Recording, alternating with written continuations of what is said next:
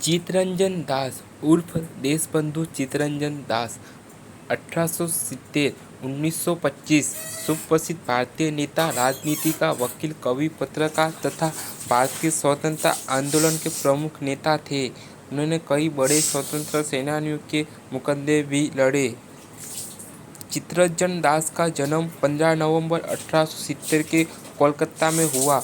उनका परिवार मूलतः ढाका के बेगमपुर का प्रसिद्ध परिवार था।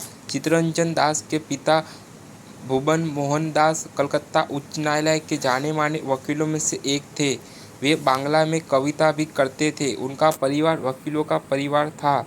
सन 1890 में BA पास करने के बाद चित्तरंजन दास ICS होने के लिए इंग्लैंड गए और सन 1892 में बैरिस्टर होकर स्वदेश लौटे। शुरू में तो वकालत ठीक नहीं चली, पर कुछ समय बाद खूब चमकी और इन्होंने अपना तबादी कर्ज भी चुका दिया। वकालत में इनकी कुशलता का परिचय लोगों को सर्वप्रथम वंदे मातरम के संपादक श्री अरविंद घोष पर चलाया गया राजद्रोह के मुकदमे में मिला और मानसिकता वाला षड्यंत्र के मुकदमे ने तो कलकत्ता हाईकोर्ट में इनकी धाक अच्छी तरह जमा दी।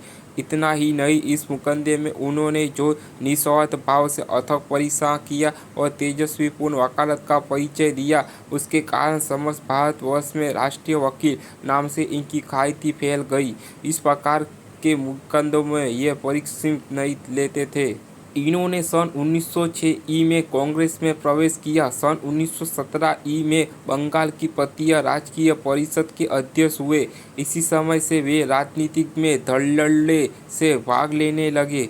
1917 के कलकत्ता कांग्रेस के अध्यक्ष का पद श्रीमती एनी बेसेंट को दिलाने में इनका प्रमुख हाथ था। इनकी उग्र नीति सहन न होने के कारण इसी साल श्री सुरेंद्रनाथ बनर्जी तथा उनके दल के अन्य लोग कांग्रेस छोड़कर चले गए और अलग से प्रगति परिषद की स्थापना की। सन 1918 की कांग्रेस में श्रीमती एनी बेसेंट के विरोध के बावजूद प्रांतीय स्थानिक शासन का प्रस्ताव इन्होंने मंजूर कर लिया और रौलट कानून का जमकर विरोध किया। पंजाब कांड की जांच के लिए नियुक्त की गई कमेटी में भी इन्होंने उल्लेखनीय कार्य किया। इन्होंने महात्मा गांधी के सत्याग्रह का समर्थन किया, लेकिन कलकत्ते में हुआ कांग्रेस के विशेष अधिवेशन में इन्होंने उनके असहयोग के प्रस्ताव का विरोध किया। नागपुर अधिवेशन में इन्होंने उनके असहयोग के प्रस्ताव का विरोध किया।